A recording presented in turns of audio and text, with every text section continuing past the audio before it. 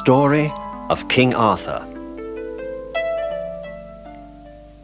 King Uther of Britain had been ill for many, many months.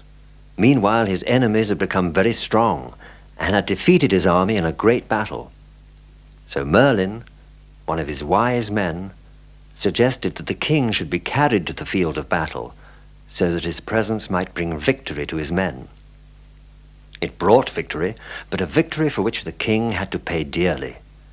He now was very ill, and the news travelled through the castle that indeed he was dying. For the last 3 days and nights, King Uther had been speechless, and as yet he had not named the person who was to succeed him on the throne. So the barons went to Merlin to ask his advice. He told them to assemble in the king's chamber at the same hour the next day, and by the grace of God, he would ask the king to name his successor to the throne. Next day, at the appointed hour, all the barons, together with Merlin, came to the king's chamber. When the door was closed behind them, Merlin drew down the cloak from his face and looked at the gathered barons and the weeping queen. "The king is still alive?" he asked. "He is still alive, only just," answered one of the barons. Merlin went up to the king's bed, and a cloud gathered in his eyes.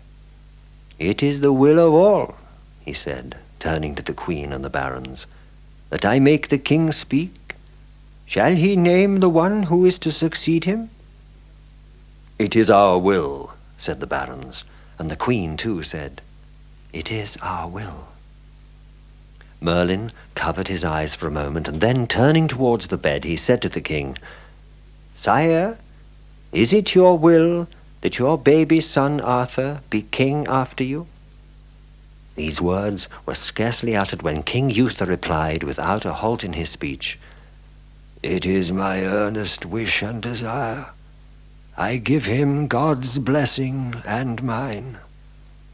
The king had hardly finished these words when his breath went from him and he died.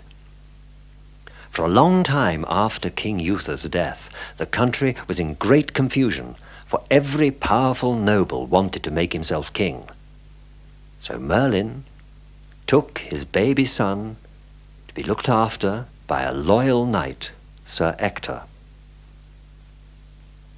Then, many years later, when Arthur was 15 years old, Merlin went to the Archbishop of Canterbury and asked him to give word to all the lords of the kingdom and the gentlemen of arms to meet in London at Christmas and join in prayer to God, so that he would reveal the rightful king.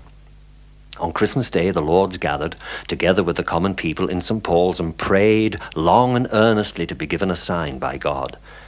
When the service was over, they all went out into the churchyard, and there they saw a curious sight. A square of stone lay before them, and in the stone there was an anvil, and through the anvil and the stone there was a sword. On the sword was written in golden letters, "This sword is called Excalibur. He who pulleth this sword out of this stone and anvil is the rightly born King of England." When the lords saw these words, they tried one after the other to pull out the sword, but no one was able to move it from its place. "He is not here," the archbishop said, "but I do not doubt that God will make him known to us." They agreed to meet on a future day and let any man try his skill at withdrawing the sword. The archbishop arranged a tournament for New Year's Day, and until the king was revealed, the lords and commons should not be separated. So, on New Year's Day, the lords came together. Among them rode Sir Ector, the noble knight who had loved King Uther well, and in his company was his son, Sir Kay, and young Arthur, his adopted son. As they rode to the tournament, Sir Kay discovered that he'd left his sword behind at their lodging, and so he asked young Arthur to ride back and fetch it for him. "Right gladly," said the boy. "Haste on with your father. I will return to the town with all speed and bring your sword." When he reached their lodging, he knocked on the door, but no one answered, for everybody had gone to the tournament. Arthur was angry and said to himself, "I will ride to the churchyard and take the sword from the stone, for I do not wish my brother to be without a sword on this special day." When he came to the churchyard, he lightly pulled the sword out of the stone and rode as fast as he could back to Sir Kay and gave it to him. Sir Kay was well pleased. He looked at it and knew it was the sword from the stone. He ran to rejoin his father and tell him the news. "Sir," he cried to his father, "surely I, and no other, am chosen to be King of England, since in my hand I bear the sword of the stone." Sir Ector led his son and the boy Arthur back to the church and commanded his own son to tell him truly how he'd got the sword. Sir Kay's face fell, but he answered sternly, "My brother Arthur brought it to me." Sir Ector turned to the boy. "Tell me, Arthur, did you pluck the sword from the stone?"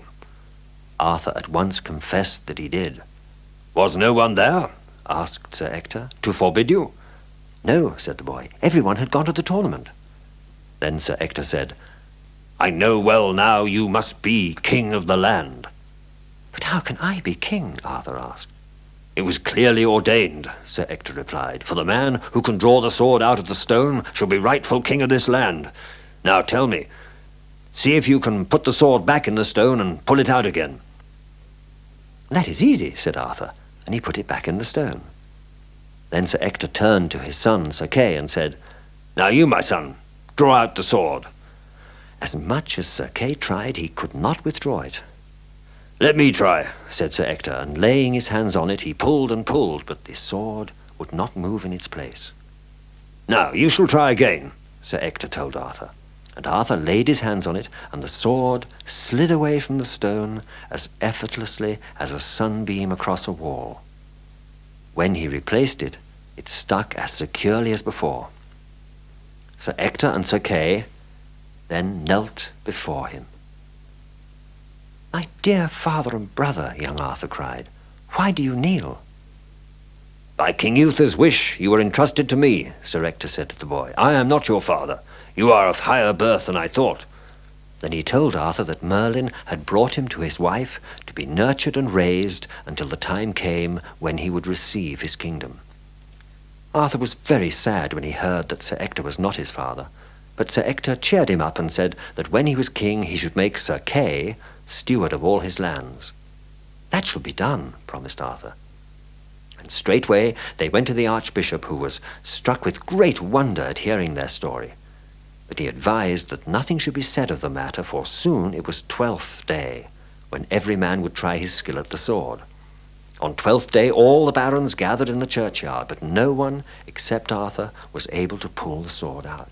Many of the lords were angry and said it was a great shame that the kingdom should be governed by a boy of low birth. The archbishop ordered the trial to be put off till Candlemas. Candlemas, young Arthur was again the only one who could withdraw the sword. The barons began to quarrel and demanded a new trial at Easter. At Easter, the same thing happened, whereupon the matter was delayed till Pentecost.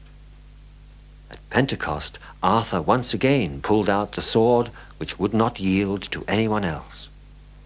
The commons then rose and cried, "Arthur shall be our king! Hath not the sword revealed him to us in the voice of God? We will have no other, and no further delay in the matter. Those who stand up against him we will slay." And so young Arthur was proclaimed king of the realm of England, as revealed by God in his answer to earnest prayer. Arthur laid the sword upon the altar. Then the archbishop crowned him king, and Arthur swore unto his lords and commons to be a true king and to do justice to the end of his days.